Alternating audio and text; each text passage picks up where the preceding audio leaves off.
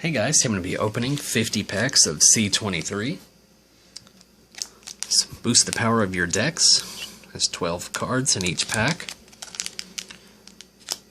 And then this booster contains 12 cards, collect all 162. This was by Wizards of the Coast, and this was back in, I opened all of them and I can't even remember when they did this game. 1998, and it was for the Arc system.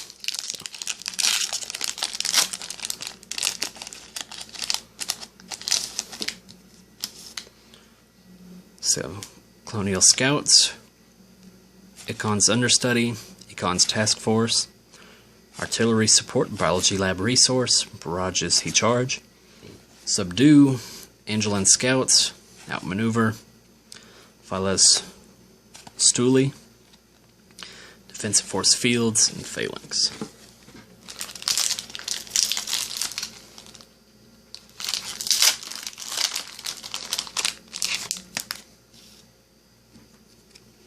Colonial Scouts, Econ's Recruits, Rejected Experiment, Wolverine Pack, Angelan Commander, Strafing Drone, Water Cannon Brigade, Philes Stingers, Goon Squad, Sensor Station, and Indiscriminate Terrorism.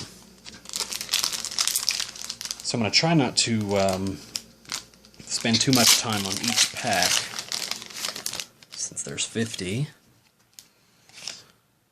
Tunnel Commando, Rebel Sentry, Council Mariana's Guard, Phyla Does the Dirty Work, Ground Pounders, Sewer Dwellers, Convicts, Phalanx hoses them down, Angelan Autopsy, Phalanx provides suppression fire, Econ.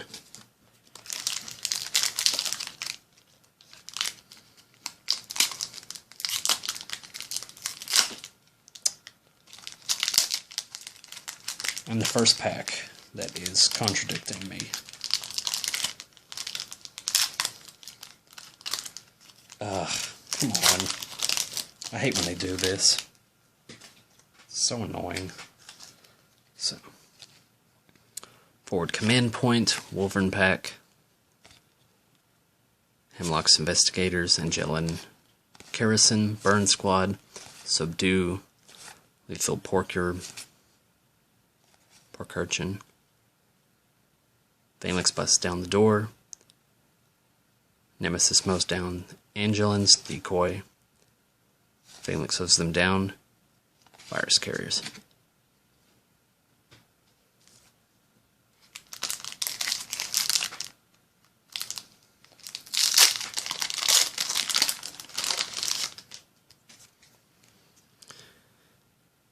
Riding Masses, Rebel Rousers, Ambush Tactics, Mustard Gas, Desert Nomads, Barrages He Charge, Hemlock puts his foot down, Scouting Mission, Phalanx hoses them, Sentry Station, and Sandworm.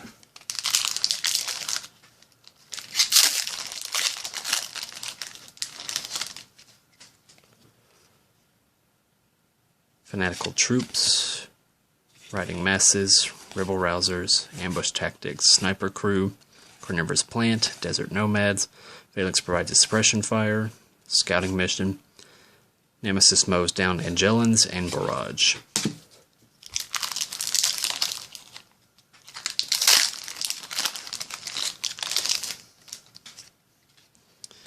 Tunnel Commando, Electrodart Rifle, Council Marion makes plans, Colonial Police, Lethal Pork Urchin, Phalanx busts down the door, Angelan Commander, Phalanx has just the thing, Corbin flashes his Ion Blade, Lucky Strike, and Phyla.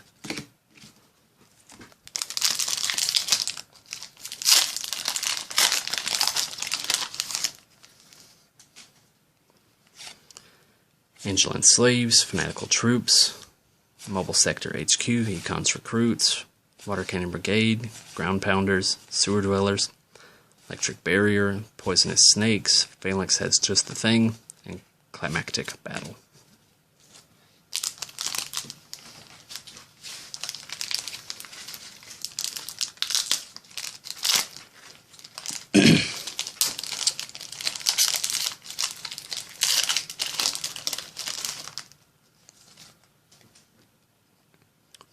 Loyal Strike Force, Mobile Sector HQ, Mustard Gas, fresh out of the Academy, Strafing Drone, Water Cannon Brigade, Automated Defenses, Cronus consults the Oracle, Defense Force Fields, Plague Mosquito, and Corbin leads the Hypershocks.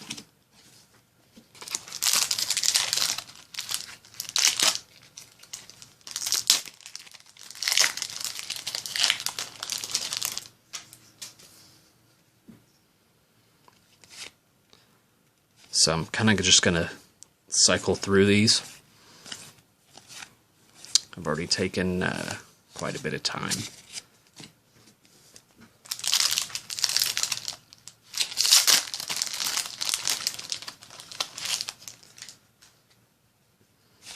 I guess there aren't any foils in this game. I think that would be pretty cool if they did have some, but I guess there isn't. So I got all these boosters with a whole bunch of starter decks for the game.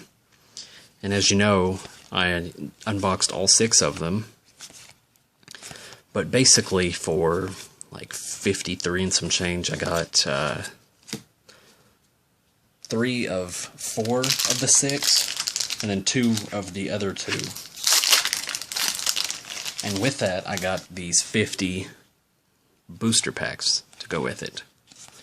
So, and it was all like $53 and some odd change. So, I think that's a pretty good deal. I could use all of this stuff here for helping people construct the deck if they want to alter one of the pre-constructed starters that you get. Since I'll be playing with them, I'll want to make it the best that I can make it. So it looks like we're pulling a lot of the same stuff. Then again, it's not a very big set. 162 is not a whole lot.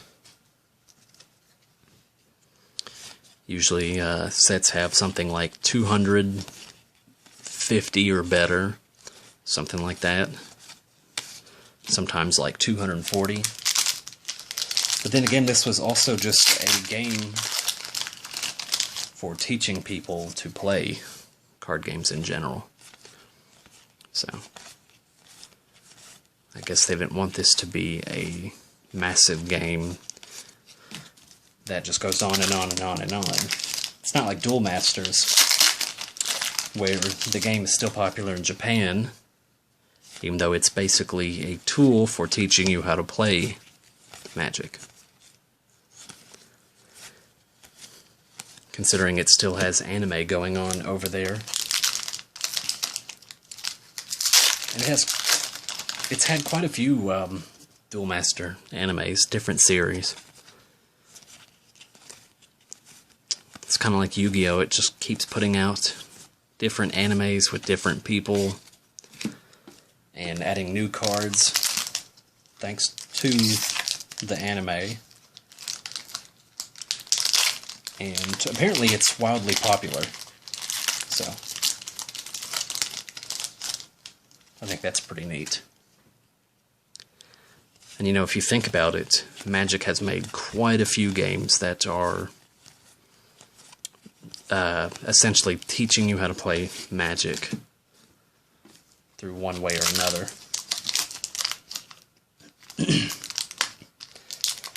Since we've had the Arc system, which is what I'm opening stuff from, and Duel Masters Kaijudo, there was the Kids Next Door card game, which was very similar.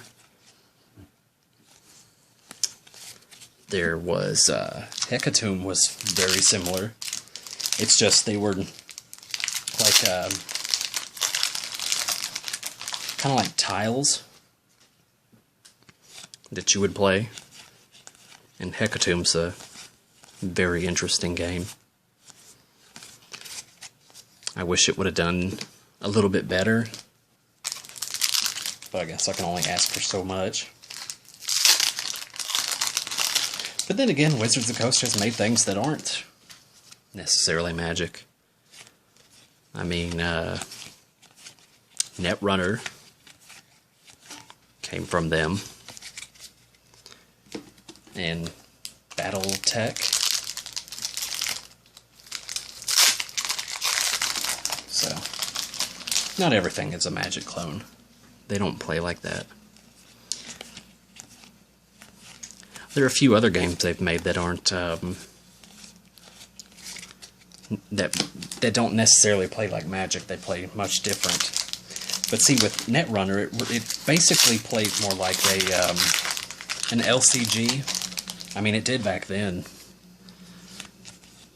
more than it did like a card game where you have to buy boosters to enhance whatever you have. It wasn't more of a CCG. It felt more like an LCG back then. So, I'm glad that it changed hands and became something different. Because I don't feel like buying a ton of boosters for a game that really isn't a CCG, even though it's marketed as one. I mean, with Magic, you know, there's a lot of profit in boosters, but with Netrunner playing the way it plays, it's odd to have to buy them.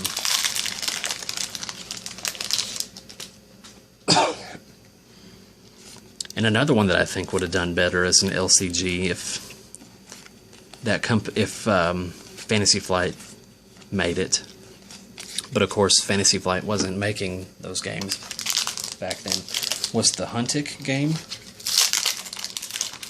where you have missions to do, and you go from the start basically to a certain point depending on what your mission is, and you battle other creatures and so on and so forth. And it was based on a TV show, which was not very popular. It would have done better.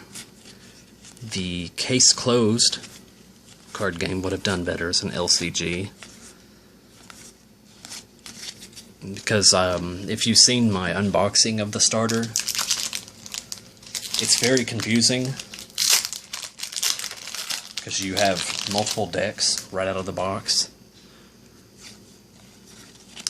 Not like a two-player thing, but just multiple decks for your one deck. Basically, you have different piles, I guess. And I think it would have been better if they just put it all in one set. But see, Score did something kind of like that later on when they made the Sonic X card game. There was no boosters, no multiple sets. It was just one trading card game. And what they did is they put it all in one box and sold it to you that way. So you basically had the game in the rule book, and you had all the cards they were gonna make. So, which I like that approach much better. I guess I like LCGs pretty well. I don't actually own any, but I like the idea much better. I mean, I know I do collectible card games here on the channel, but I would really like to do... I would really like to play an LCG.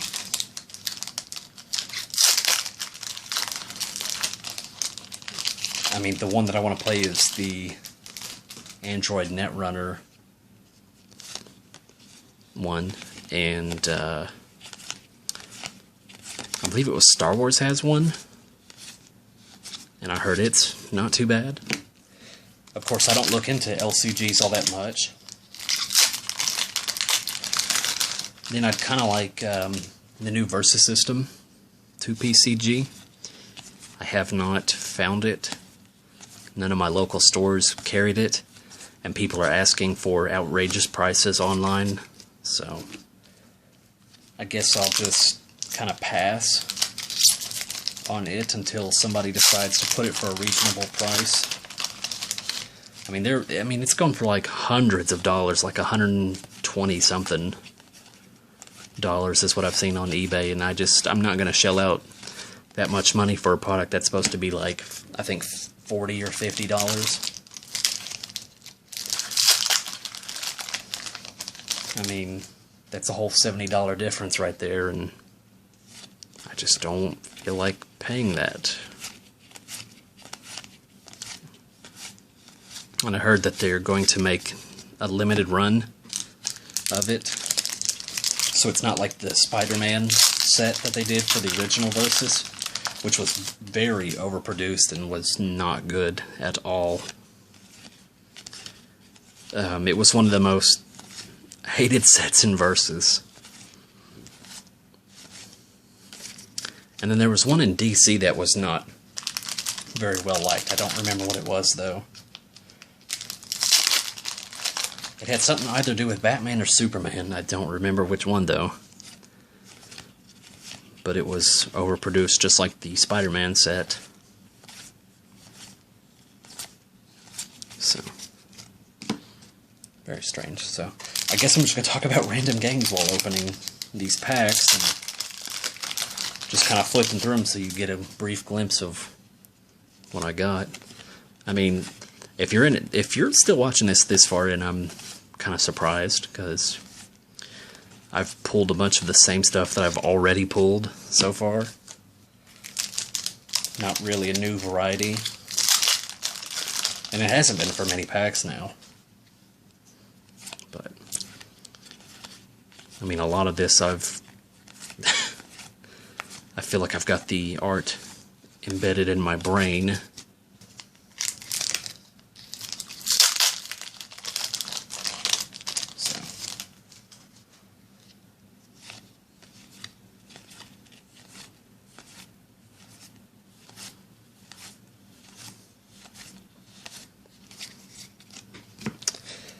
Oh, I'm drawing near the end.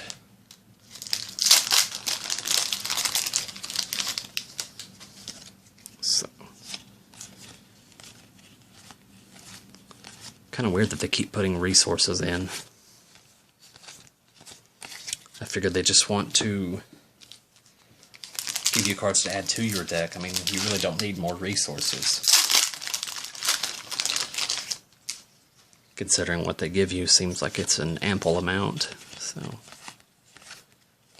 and we're getting very close to the 20-minute mark.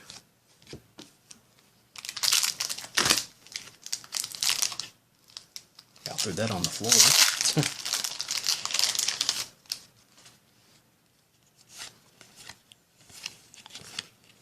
I really do like the art, though. That's one of the reasons I wanted to open these. Was so you could see the art. Of course, it's made by Jim Lee, who's done comics before. I know he's done a X-Men comic. I don't know what all he's done, but I really do kind of like the art. I think it's pretty good for back then, for something from the 90s.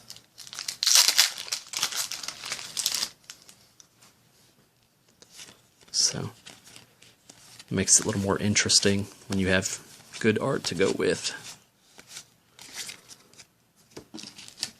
Because, I mean, art is not everything in the game. It has to have good mechanics.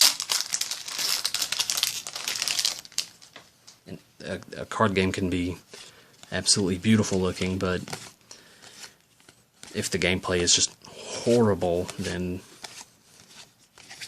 I mean, why play it? Last pack. And we will hit the 20-minute mark. So.